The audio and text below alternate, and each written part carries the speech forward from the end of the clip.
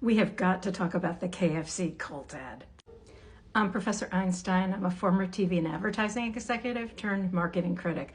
I'm also the author of Hoodwinked, How Marketers Use the Same Tactics as Cults. So this is perfect. Let me show you exactly what they did.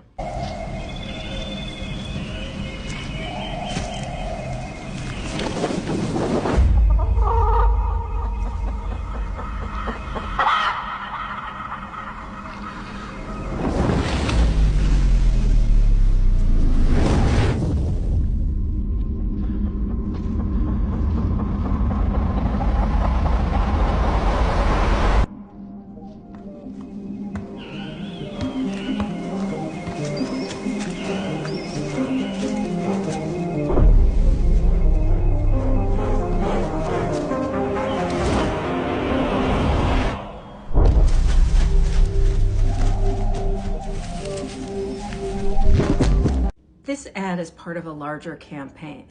The first commercial in the campaign dropped about 9 months ago.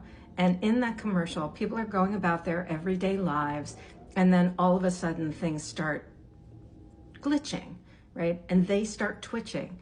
And then bit by bit, you see people go into the streets and they're all dancing. And you can't help but think that this dance looks like the dance from Thriller. So of course, if you think of that, you think zombies, you think brainwashing, quote unquote brainwashing, you think cult.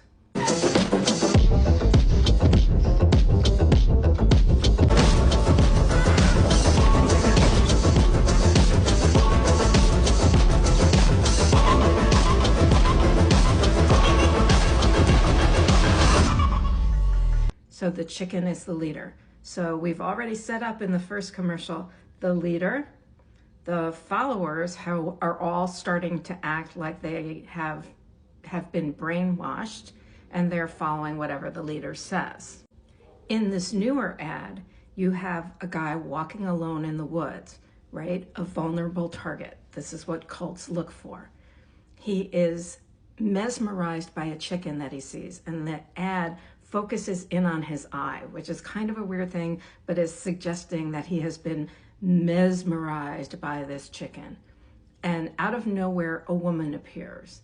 This is also something that cults do. They use the thing flirty fishing, right? To give people the thought that they may get easy sex, and they bring them into the cult that way.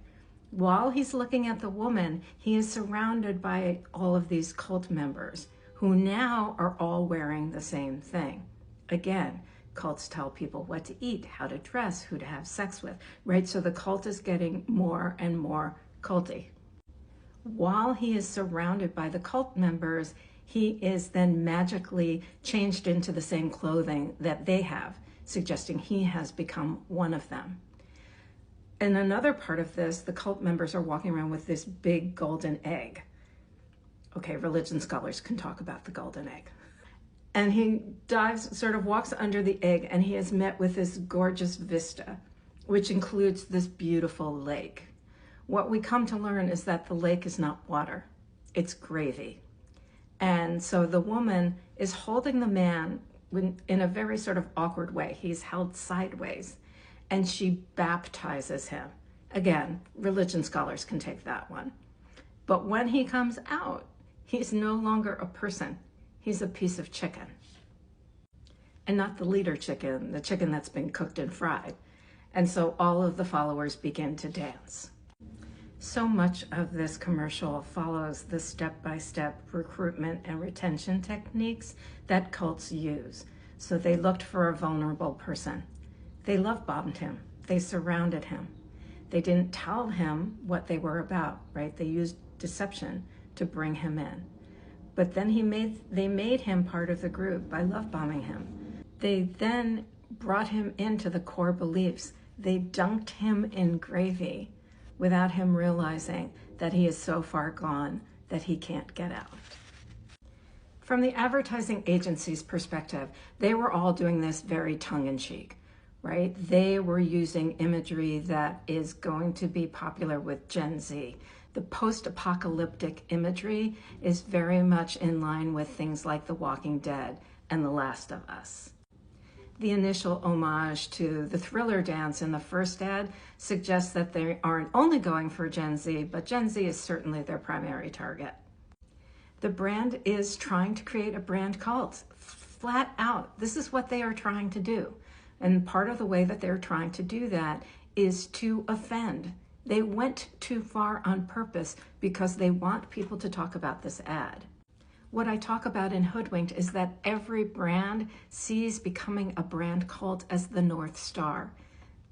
This embodies that. It is absolutely what every brand wants to do. And brands want to do this because they want us to mindlessly pick up their product.